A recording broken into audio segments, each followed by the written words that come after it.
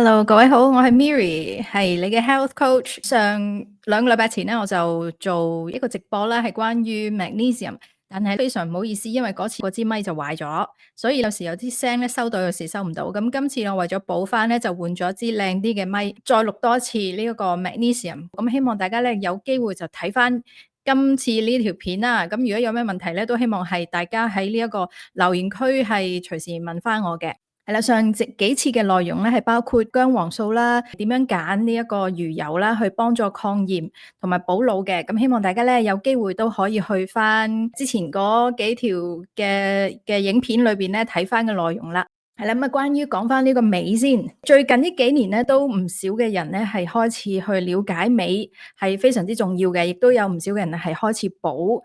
補翻美嘅 supplement 啦，或者係食多啲有美係高美嘅食物啦。咁但係咧，原來有好多人特登去買啲美翻嚟咧，原來係可能會引起其他問題嘅，即係譬如腸胃不適啊等等啦咁。所以就今日咧就介紹咧美係對於身體有咩好嘅作用啦。另外咧，對於一啲大小嘅毛病咧都係有關係嘅，咁大家可以後面去了解下啦，同埋咧點樣去揀營養補充品啦，同埋咧點樣可以喺平時嘅食物裏邊咧可以增加鎂嘅攝入嘅。係啦，咁啊大家咧唔知食嘢嘅時候咧有冇注意到其實自己夠唔夠吸收呢啲元素咧？有好多人咧就知道要補鐵啊、補鈣啊，係咪啊？咁但係咧亦都有好多人咧未必知道要補鎂嘅喎。咁啊今日就會講鎂啊對於身體嘅好處同埋重要性係乜嘢啦？鎂咧其實係對於我哋每日嘅即係身體裏邊嘅好多嘅運作咧都係需要嘅，佢係參與緊超過300種酵素嘅反應嘅，譬如我哋一啲神經控制嘅功能啦、血糖控制啊、血壓控制啊，仲有譬如我哋嘅骨質啦、我哋嘅能量，我哋個線粒體去產生 ATP 能量啦、DNA 啦，譬如仲有抗氧化、谷胱甘肽嘅形成咧，都係有需要呢個鎂去幫助嘅。因為而家嘅即係耕作嘅問題咧，土壤亦都係冇晒營養啦，所以咧而家嘅大部分嘅人咧都可能會有鎂不足嘅情況，尤其是如果即係大家係蔬菜啊好嘅健康飲食係缺少嘅話咧，鎂嘅情況咧都係即係吸收嘅情況咧可能都會越少嘅，尤其是泥土裏邊嘅養分咧係越嚟越差啦。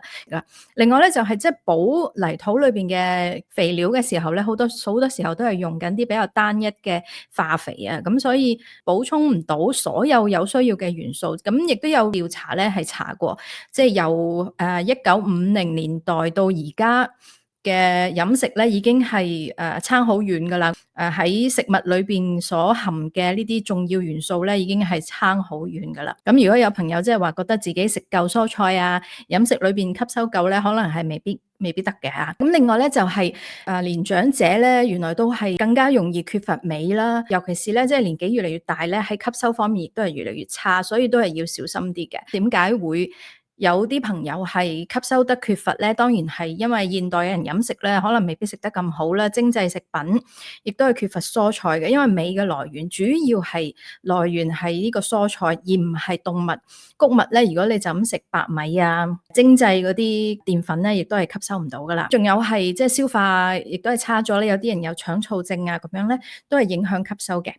另外就係如果譬如佢哋嗰個腎臟啊，個情況啊，代謝有啲差，壓力過大咧，亦都係令到佢吸收鎂係有差嘅。鎂咧其實係好影響心臟嘅功能嘅。鈣同鎂咧有一個相互嘅合作嘅作用嘅喎。鈣 calcium 咧就係幫助心臟去收縮啦，magnesium 咧就係幫助心臟去擴張嘅。所以一個一收一放嘅呢個動作咧，係幫助我哋心臟咧係維持一個正常嘅收縮、打開啊、舒張咧，咁係幫我哋咧有健康嘅心血管嘅能力嘅。咁如果有啲人係缺鎂，尤其是譬如佢做啲劇烈運動，佢流好多汗咧，啲鎂流失咗嘅話咧，咁可能會擔心有啲譬如痙攣啊、過度收縮啊咁樣，或者心跳即係心律不正嘅一啲風險嘅。所以如果有啲朋友佢係有呢一個心臟病風險啦，或者係容易抽筋啦，有時有啲朋友譬如容易眼皮跳啊，或者有啲肌肉抽搐突然間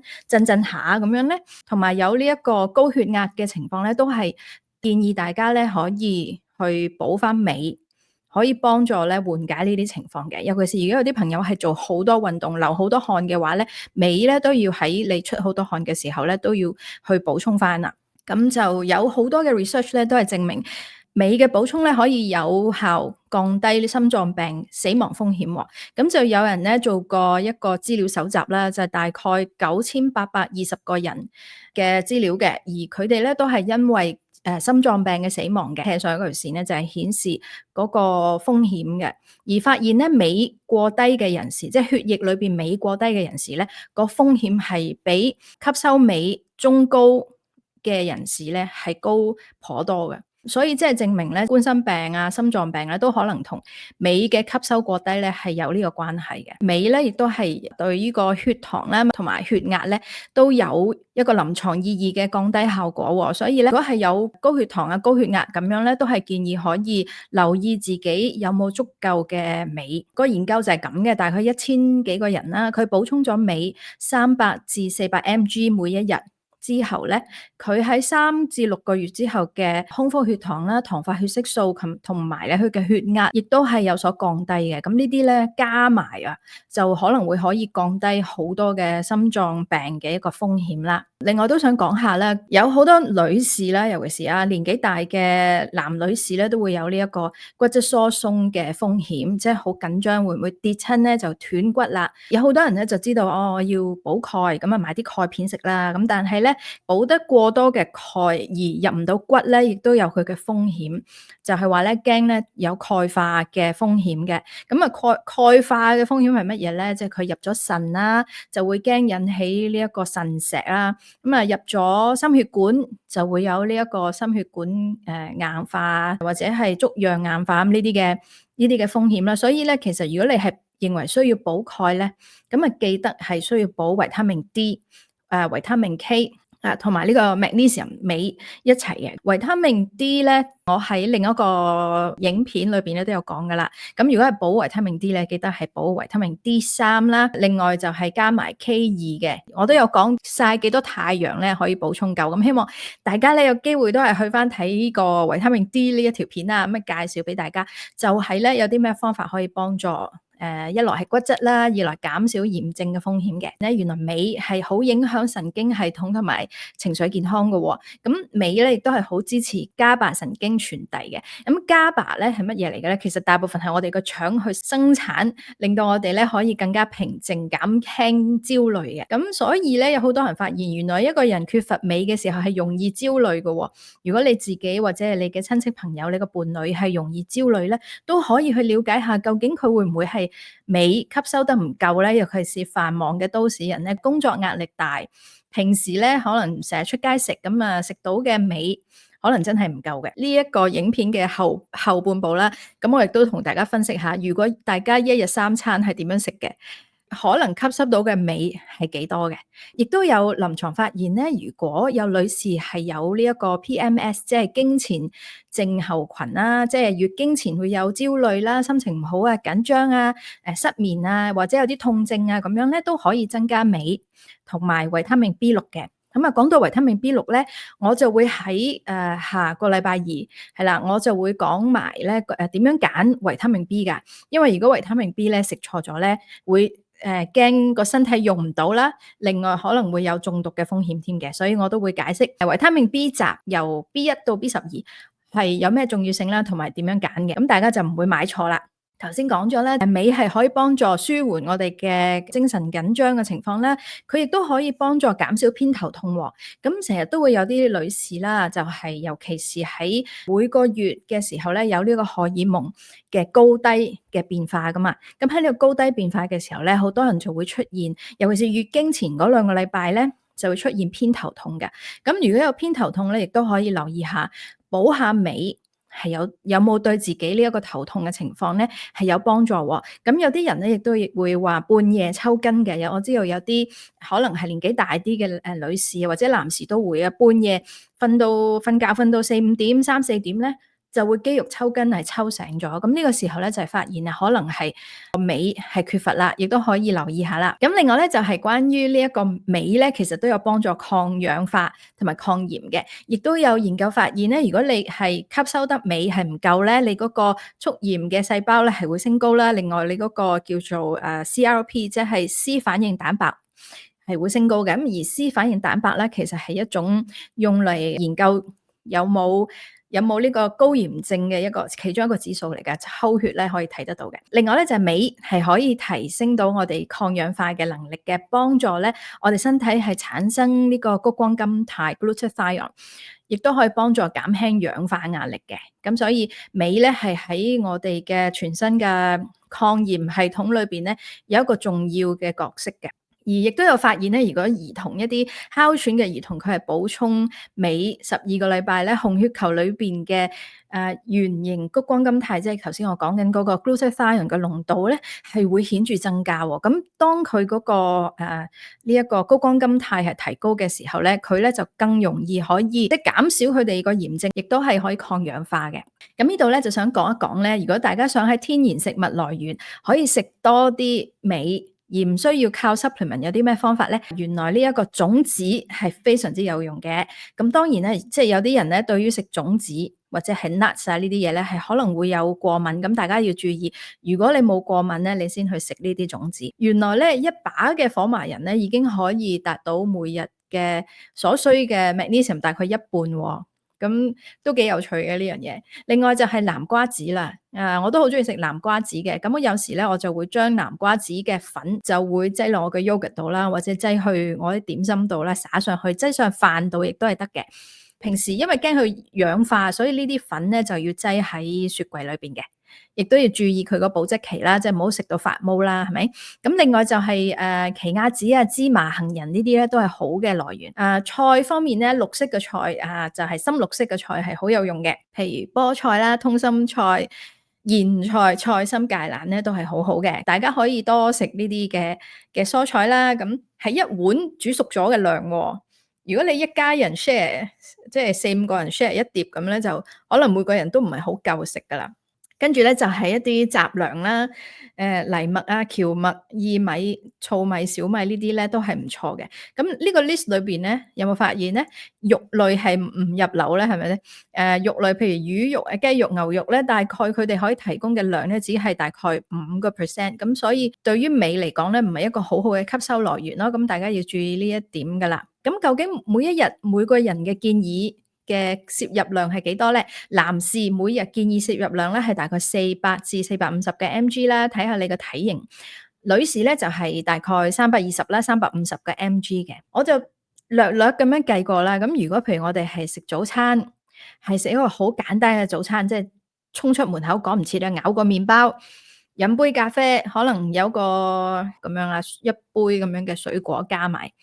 只不過早餐可以食到50個 mg 嘅啫，2餸午餐或者係3餸餐啦咁樣啦吓。咁譬如有一碟菜心啦，50個 mg 啦，就有豬扒啦或者係雞扒啦，咁係20個 mg。一碗飯得16個 mg，咁加埋咧午餐可能食到86個 mg 嘅。一個晚餐如果我哋食好多蔬菜，又飲一碗湯，又食魚，又食豆腐，咁樣加埋咧食咁多嘢咧，你先可以食到181個 mg，加埋晒食咁多嘢，你先食到300個 mg 嘅。咁主要個來源你會見到啦，都係個綠葉菜。同埋咧，第二個來源咧就係豆腐，咁所以都係建議翻啦。你睇到呢一度所有嘢最高鎂嘅來源咧，就係嗰碟嘅菜心同埋嗰碟菠菜啦，係啦。咁啊記得啦，三餐盡量咧食多啲綠葉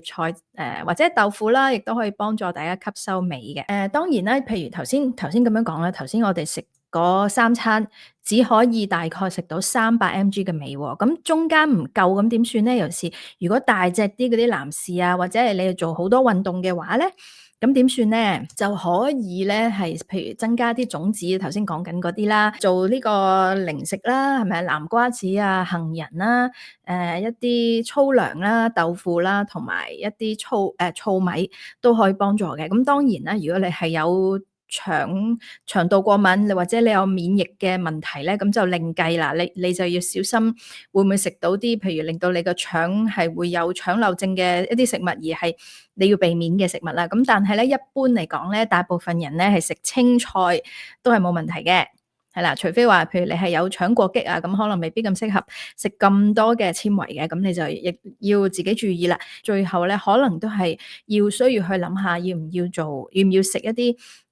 supplement 咯，即係一啲鎂嘅 supplement 啊。當然咧，我一路都係咁樣嘅，我一路都係希望大家可以喺天然嘅食物來源啦，啲健康嘅飲食裏邊咧，可以吸收到足夠嘅鎂。好啦，而家咧，如果對於一啲朋友，如果佢哋希望喺補充劑嗰度得到足夠嘅鎂嘅話，可以點樣揀咧？呢一度咧就係大部分喺市面上見到嘅 magnesium 嘅名嚟嘅。咁啊，magnesium 咧本身係需要有一個載體咧，咁啊令到我哋可以吸收到。喺啲平啲嘅 supplement 咧，你就會見到佢係用 magnesium oxide 為主嘅。其實我自己咧唔係好建議大家食 magnesium oxide，亦都有好多咧腸係比較敏感嘅朋友咧，食咗 magnesium oxide 咧，一係就頂胃啦，一係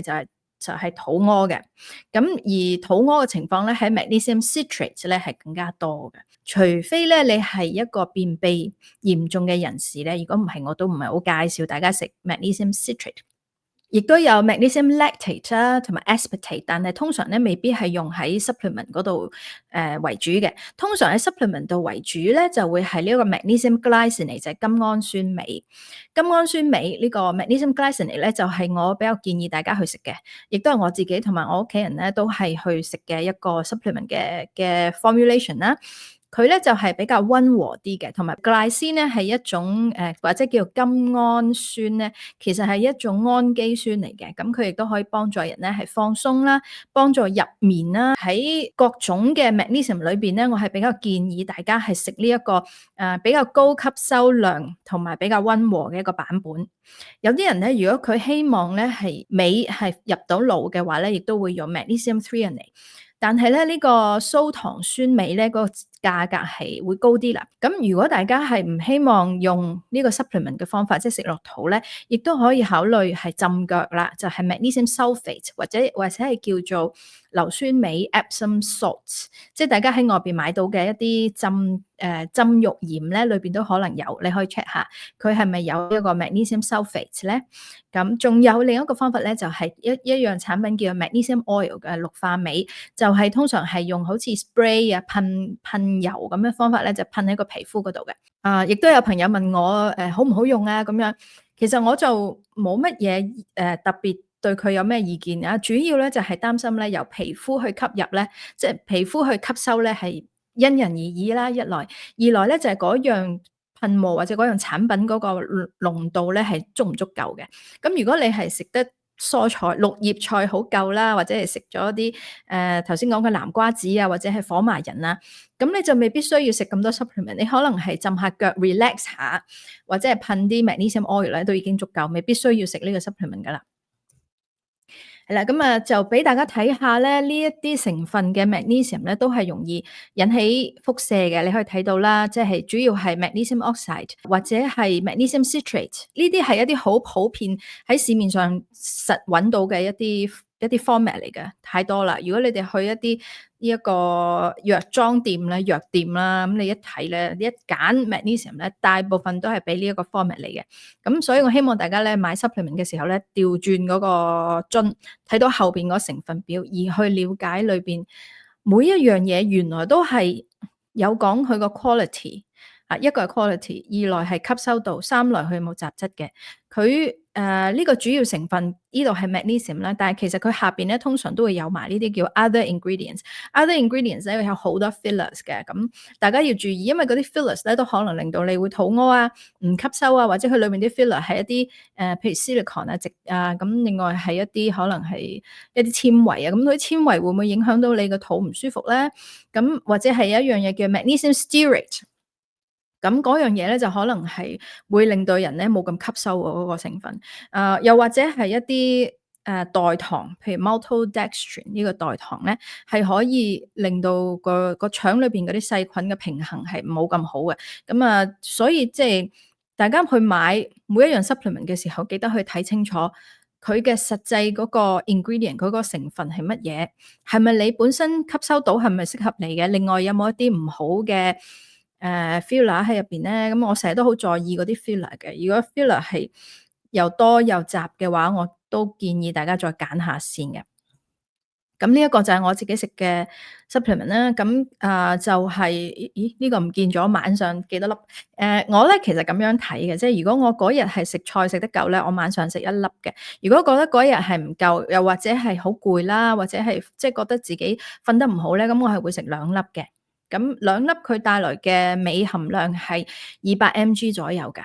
係啦，咁同埋佢呢一種點解我揀呢一種咧？就係因為佢冇其他 filler。佢嗰個 ingredient 就只不過係 magnesium glycinate 同埋佢外邊嗰個植物提煉嘅膠囊，咁就放心度比較高啦。咁就呢個產品咧，因為我自己用咗1年，同埋我係俾我奶奶同埋我老爺食嘅，我老公都係食嘅，咁全家人都食嘅，所以我覺得係即係 so far 個效果好同埋安全，咁先咁介紹俾各位朋友咯。咁呢個牌子咧係有15% discount。用我個 code Miri 就可以有15% discount 啦。就上次我介紹咗呢一個牌子嘅薑黃素之後咧，好多朋友已經收到啦，終於咁就嗰個廠商就想同大家講唔好意思，因為佢哋因為新加坡8月嘅季初咧就係做緊呢一個國慶節咧嘅大 promotion 啊，咁所以其實都對大家都好啊，因為佢哋大 promotion 咧。嗰陣時買呢個 supplement 咧係好平，另外加埋我嗰個 coupon 咧係再平啲嘅。咁但係就唔好意思，即係佢就想同我講唔好意思，即係大家等耐咗啦，係啦。咁呢一個就係我自己介紹覺得係好嘅一個，即係食咗係唔會，至少你唔會吸收唔到，同埋唔會肚唔舒服嘅一個好嘅 magnesium supplement 嚟嘅。咁希望大家如果有啲咩問題都可以 anytime 都可以揾我啊。點樣揾我咧？就喺呢一度啦。你可以 email 我啦，或者係 WhatsApp 我啦。最近咧都有好多朋友係WhatsApp 我啦。咁有啲係我仲會日日同佢哋傾偈添啊，變咗朋友一樣啦。咁好多人問我嘅嘢係乜嘢咧？即係頭先講咗嘅一啲免疫疾病啦，一啲炎症啦、三高啊，一啲女士嘅荷爾蒙情況啦，甚至有小朋友嘅一啲皮膚嘅問題，即係譬如好多暗瘡啊，或者係身高啊等等咧，都有人揾我傾嘅，我亦都好歡迎你揾我傾啦。尤其是譬如你有啲血液嘅報告，你係睇完之後有啲疑問啦，或者係你關於飲食方面，因為通常咧，如果你啲血液報告出現啲問題咧，啲醫生嘅做嘅方法都係直接去治療咯。咁治療嘅方法就係譬如手術啦，或者係食藥啦咁樣。咁而我咧就會配合，係啦，我會配合醫生嘅診斷咧。喺你用嘅藥同埋嗰個治療之外咧，仲有啲乜嘢係呢一個lifestyle 啦、飲食啊、supplement 啦，或者係身心靈支持方面咧，可以俾到你有啲乜嘢嘅幫助嘅。咁亦都有好多朋友佢哋問我，佢哋得到呢個診斷之後，好想知道個來源係乜嘢？點解無端端會有呢啲病咧？咁當然唔係無端端噶啦，即係可能係體質啊、基因問題啊、飲食問題啦，甚至係一啲即係兒童嘅時候嘅一啲屋企嘅環境影響啦。譬如個童年嘅時候有好多唔快樂嘅情況啊，有好多壓力啦，甚至係即係長大之後嘅工作壓力咧，令到佢長時間係有一啲炎症啊，或者係有一啲腸胃問題啊等等咧，即係影響住一個人嘅健康嘅。咁所以我喺做 coaching 嘅時候咧，我睇嘅係一個全人嘅叫做 lifestyle medicine 嘅 approach 啦，即係話咧，即係一個人咧唔係咁簡單無端端會病嘅嚇，佢一定係身心靈、身體上佢嘅飲食、壓力、睡眠等等啦，荷爾蒙去一齊去影響佢嘅。咁而點解我會講咁多關於呢一個抗炎咧？因為我深信咧，一個人如果佢可以盡量減少炎症，或者減少佢嘅氧化嘅速度咧，係可以幫到好多嘢嘅。係啦，咁我講多咗啦，今日咁啊，希望大家如果有需要都可以揾我啦。因為最近揾我嘅人多咗，咁所以我未必個個都係即刻可以答到。今日就講到呢度啦。如果大家有咩問題咧，都希望喺留言嗰度聽到大家嘅信息啦，係講得唔好啦、唔清楚咧，就希望大家指正。係，多謝晒。OK，see you。